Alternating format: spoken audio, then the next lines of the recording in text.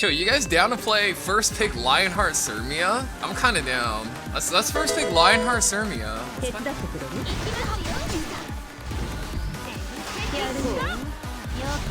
Or goodbye. Oh.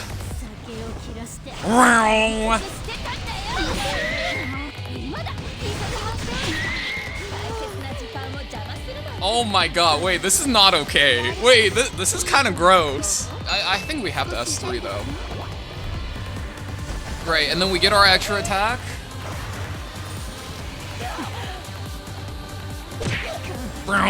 Oh, wait, that damage is actually kind of nice. That was actually not too bad. It does damage, additional damage according to her max health now. That's actually kind of good. I am boosting my Lionheart Cermia by almost 100%.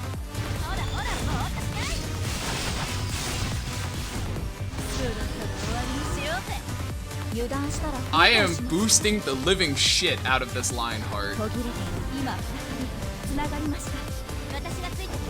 Defense buff, greater attack buff. You give me my YouTube video back, you son of a husbrando! You are a coward, and you do not deserve to play video games. You hear me? You get your back here. Oh my god, I'm crashing out. I'm crashing out. I'm crashing out. Bro, are you kidding me? Here. He goes in on my DJ. He can go for the kill here, I guess.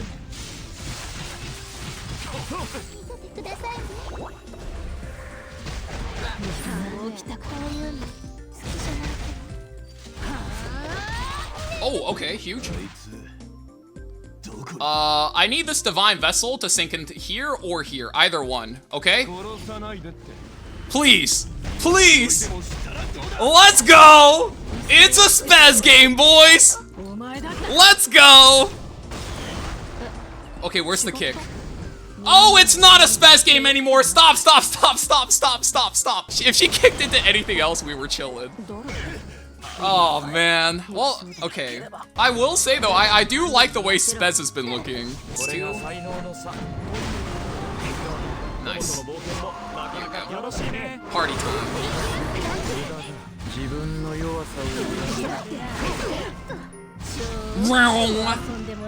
Alright, please be tanky. Just don't let me slam this, and then, like, something else dies besides haste. That would be pretty sad.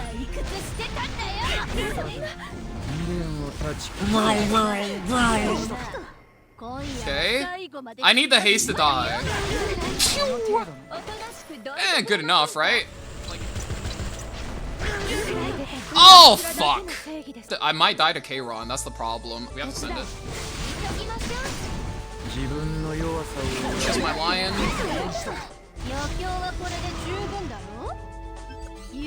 I have to kill this. Let's go.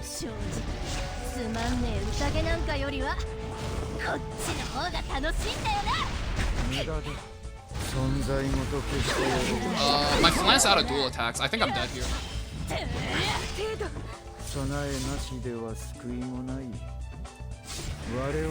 Dude, this injury actually adds up quite. It's 28,000. I don't have to worry. If I have one other unit alive, I'm alright. He S2s me, I die, yeah. I needed one other unit to survive, activate off the Kayron, Lion's ready to go, and then we can send it again. We're just a little bit off. Post patch units and then get cleave for fun? What do you mean I'll put that in my notes? Oh, he missed. It's kind of good. He needs to skip here. Pushes the wrong. Wait, what? Okay, I rev. How to? You better not fucking leave. If How To denies me this video, I will flame him every time he shows up in my chat. Defense break. Goodbye, How To. Goodbye, How To. Watch your units evaporate. Brum, brum, brum, brum, brum, brum. Pew! I love this video game, brothers. Okay, Festive Ida is so back. Festive Ida is gigaback. Holy shit. She deals that much damage when there's no FCC, yes. Well, let's do this game quick. Get in and get out of here. We're getting in his Emperor climb, guys. We're getting in the way of his Emperor climb. Got rev here. There we go. Don't even need a rev. But now I might not cut the turn. Oh, Jesus! Oh, that's so bad. Okay, that's really bad. I have to hit this then. Okay, we do this, and then we push back.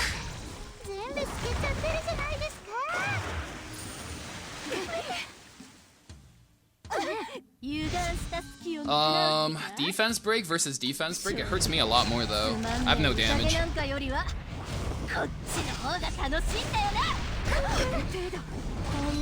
That Elbrus fucking hurts.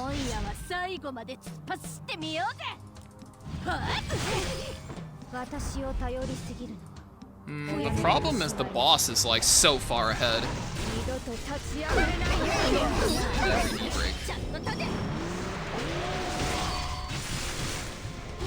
Good enough? Should be everything I need.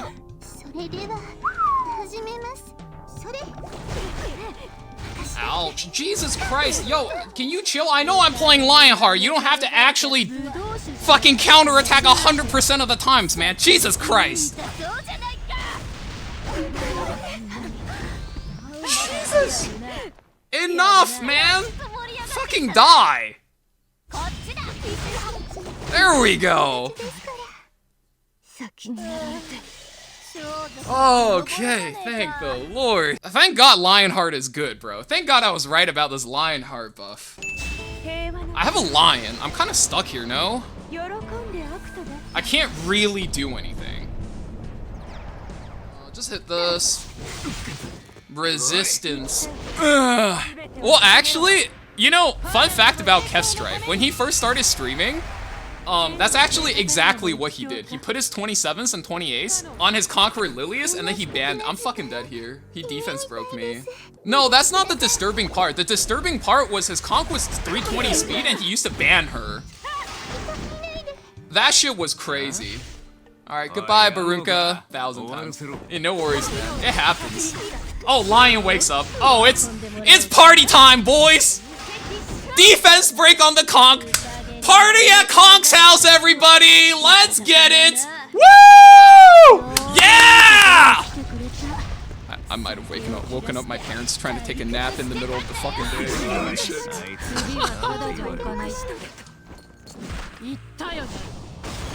Oh, shit. Okay, kick some Payra, best target. Easy money. Counter attack, yes! Oh, we're so in! And when I say in, I mean potentially just in trouble. Yup, he kicks. I rev.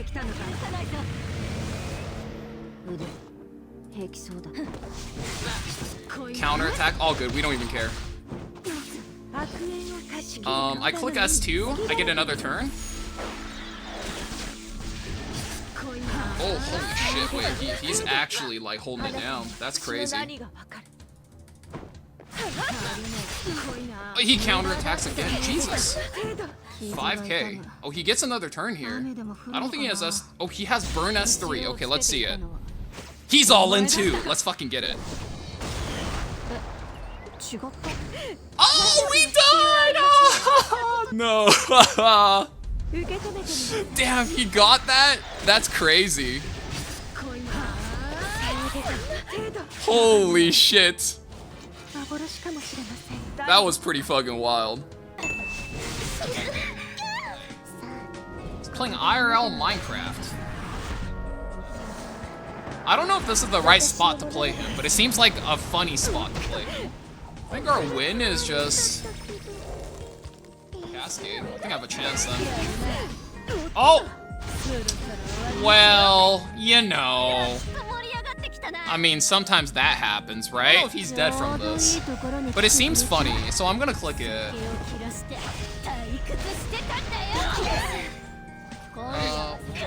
With the fact that this guy is just lagging for the first, like, 8 seconds of every turn. got I love how this guy can't connect to his game, and then when he does, he still needs to. Oh, he just hit my pay rate. I see. Fuck it. Fuck the bullshit, right? Like, let's just click. Seems good.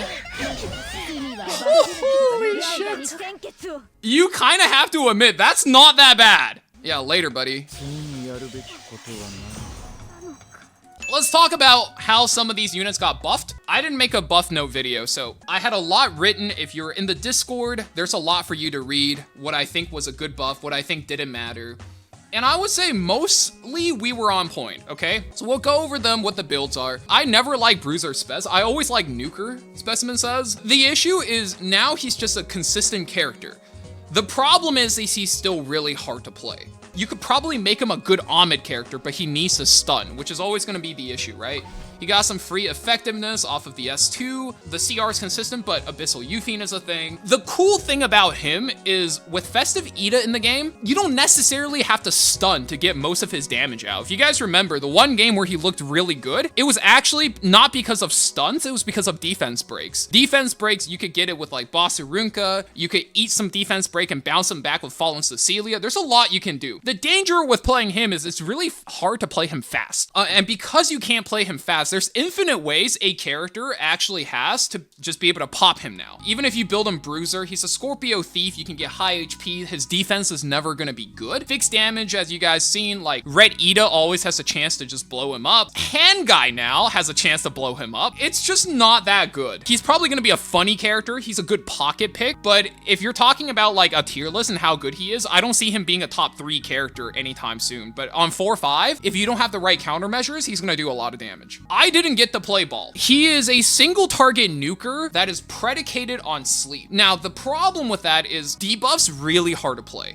You have stuff like Peyra that could cleanse, you have stuff like Fallen Cecilia that could bounce your debuffs. So a build like this, there's only one viable way you play this, which is when they're going very damage heavy off of a cleave composition, play him, you hope he cuts a turn, you soul burn his S2, which now lets you get the extra turn. If you put anything to sleep, you nuke it. From what I understand, his damage scaling is actually pretty good. If you hit a sleeping target, you should actually be doing like 19k damage, which is not too bad. But the issue is he's just really hard to play versus slower compositions. 19,000 damage is like, you might not even get to use the damage at all because you're playing against Empyrean Illinev. And 2, they are always gonna have a way to reactively cleanse you or put up immunity. So you have to play him very reactively, which I don't like. I think reactive debuffers are always gonna have a hard time. So it's really hard to play, but I do think if you cook up a draft with him, there is a chance he actually goes huge. I think Conqueror Lilius, to nobody's surprise, is really damn decent. I think for most players, what's gonna happen is you're gonna be like me, you put her on a relatively fast set of gear, you put your spare like Sweet Miracle on her,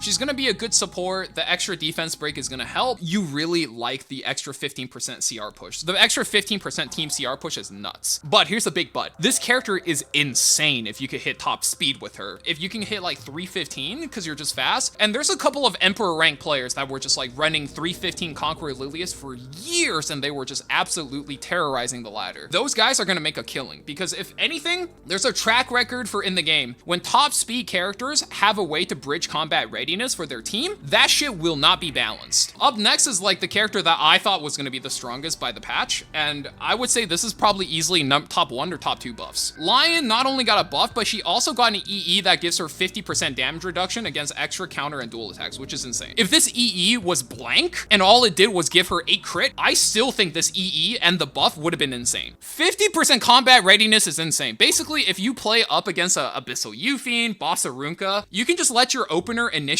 onto them, and if you eat a counter, you are immediately running it down. And if you're playing like a Red Ida or anything like that, you drop your AoE defense break, it's a done deal. You guys seen the power of defense break into this S3. This S3 is so good. This character, immediately, I would say tier 1, which is like A tier. Anything that has defense pen, don't play into Empyrean Illinev. And then build-wise, people kept asking. The reason why you run immunity is because you're gonna play against a lot of ML Payra, and if ML Payra defense breaks you into a red flank dual attack, depending on the gear, you might just get one tapped. So just run immunity. It doesn't hurt. Make sure you run like a destruction set. I think it's really hard to argue against destruction set for her, and then just tagging on an extra immunity. Golden Rose is just like her best in slot artifact by far, and it's not even close. Nothing else comes close in value. Another one that got buff is Commander Pavel. Now, he didn't really get buffed all that hard. They buffed his damage off the S3 a little bit, and then they buffed his S2 to give 100% combat readiness. That's just because Abyssal Euphine is played everywhere, so you expect him to at least be on par with Successor Teiyu, which is just a better version of it. If you have Successor Teiyu, you should pretty much never need to play this guy. Now, arguably the other character that I think is really damn good in the patch is this. You could build this character 90 billion ways to Sunday. You could go for like a high gear score, ER, high HP, crit damage build. You could go for a only HP with ER build, so you're just ramping the fighting spirit bar and the passive. Pretty much anything works. It kind of doesn't matter. Just make sure he has high HP. The thing about playing him is he's really good in the matchups where he's good, and he's fucking awful in matchups where you get hard counters, so you can't pick him early. So he ends up in the same boat as Green Celine, where you pick him on pick 4 and pick 5, and your opponent's just gonna ban him because he's too good there. You pick him anywhere earlier, then they'll third pick ban protect like a Sea Phantom or an FCC, and you're left there holding the goddamn bag looking like an idiot, so don't do that. He actually punishes AoE teams really hard, and he punishes buff comps really hard. Those are like the two things he's really good at. Top model Luluka. This is a character where the buff basically only gave her 1 to 2 good matchups, and that's so she can one-shot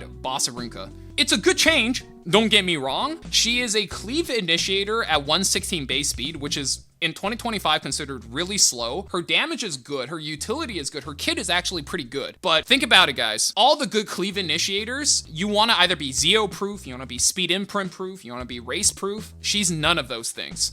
So she's more of a secondary initiator you pick into a really slow player that just says, okay, sir, go first. Let me be the victim. I'm willing to get cleaved. And if that's the case, I think she's decent. But once again, she relies on penetrating targets defense by 50%, so not good into Empyrean. So just make sure you dodge that matchup, but anything else she should be decent into. This is what I think is actually the third best buff of the batch. This character is pretty nutty. A lot of people who just watch the match with her have no idea what she does. The way I would describe her is she is a cleave initiator that you cannot disrupt. Her base speed is good. You can perfectly play her with like Taga Hell's Ancient Book. There is no best build for her, IMO. You build her so that she is just anytime you need her on your team, you're about to get disrupted. You could go Guide to Decision still for the combat readiness push. You can go Book. I think I probably swap over to Book after this. You can go Magic Bubble Maker if you don't have anything else. It'll work. It'll still add to her kit and what she does. The thing that makes her really good is she's a cleave initiator. She dispels 2 buffs, defense break, silence for a turn. That's really deadly. And if you try to interrupt her and you get her out of stealth, she does this whole thing where she attacks all enemies and then decreases their combat readiness by 50%, which is a big shuffle, and it inflicts additional damage to her max HP. It inflicts 50% of her max HP as additional damage. If you're not hitting into a Fallen Cecilia, dude, this thing is nuking an entire board for 11k. It's actually so nuts. So you guys can see exactly what I think about Flan in this meta. I just don't think, like, they gave her a reduced cooldown on S3, which is cool, right? Don't get me wrong, I think it's cool. I think if you play a lot of hard cleave combos, like with Lidica, with a ROM, like, there is a world where this is good. Not for the way I play, because I don't play a lot of buff strips, I just play raw damage. You need to play buff strip, you need to play, like, Witch of the Mirror Tenny, which I don't have. If you do that, I could see this being pretty decent. Otherwise, We'll try to go over this as much as possible. Some people are saying this is a poor man's Strays, which, yeah, I guess if you have like Strike of Aspiration and you don't have Strays, you know, like you could just put this type of gear on and do a similar thing. The cool thing about Strays is you don't need to aim. Strays is a fucking noob tube, right? You click S3, their tankiest character is gonna die unless their name is Wukong or Empyrean Illinav. That's it. With Lilibet, you have to aim, which means you're bad into Bosarinka. That's pretty much it. So I wouldn't recommend anybody play it. I have no idea what this character does. It didn't look impressive. If like a cleave streamer proves me wrong, I'll make a separate video about it. Until then, it looked really mid. They didn't really add anything to her kit. They just made it so that she's more consistent. If you max the effect chance, it's actually a 100% chance to inflict venom. You can soul burn to ignore ER. It's nice. Infernal Kawazu, so he got buffed to have one more burn with the kick. So it makes it more consistent, I think, and I guess like now we have Strike of Aspiration, it's like more consistent to build him. I don't need the second immunity set. I did this because I was out of Benimaru's Tachis. The issue with him is like, I guess you could just kick a Barunka, which could be good, but you have to play him reactively into AoE teams, and I don't know, like, I don't like doing that. Like, you're good into stuff like Seaside Bologna or maybe Bellion, but if you ever have to play him against a cleave, you will die. Like, this thing is not surviving cleave. So there's a very limited amount of matchups where he's good. I guess if you play him into Twisted Idol and Kayron, you could trigger the Kayron counters, he pops off, and then you kick the Kayron, goodbye Kayron. This one's pretty good. It gives him basically a reach into certain evasion characters, like Red Flan, maybe a little bit of AU Fiend, maybe a little bit into Boss Arunka. It does rely on Defense Pen, which once again means it's ass into Empyrean, but anywhere outside of that matchup, you can basically snap something for like roughly 9k to 11k damage, depending on your build. So for like a faster build, you're probably snapping something for 8-9k. If you're on a heavier, slower build, you're probably snapping something for 11-12k, which is pretty good. It gives them a lot of flexibility and it gives them closing power for a support. You pretty much just have like a slightly alternative version of Laya, where he provides immunity and attack buff.